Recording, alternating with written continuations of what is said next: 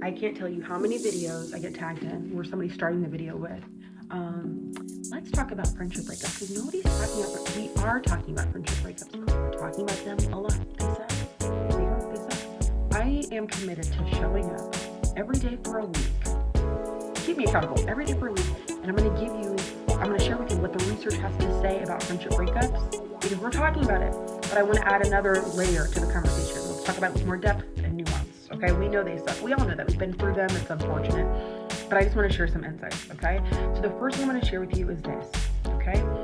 The research reveals that we shed about half of our friendships every 7 years, which means that at some point in your life, that there's a natural friendship pruning that happens.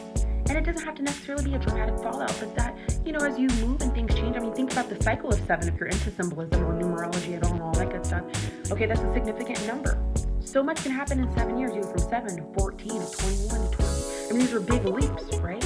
So for those of us who internalize the breakup, like what's wrong with me, or oh, that exposes that the friendship wasn't real in the first place, there's going to be some shedding when that happens.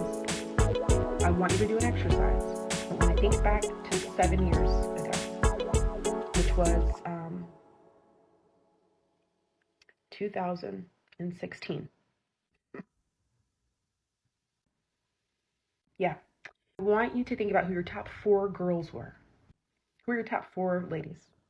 Of those 4, how many do you still hang with that you're still close to? For some of you, it's all of them. That's great.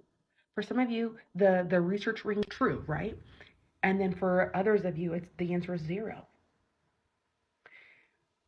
I just want to leave you with that. For those of us who are like, what's wrong with me that I can't keep a friendship going? We can explore all that. But I want to start by anchoring the conversation in this particular bit of research, because I think it puts things into a bit of perspective. So show up every week. I'm going to talk about like the data around friendship breakups, and I hope that it is helpful to you on your journey.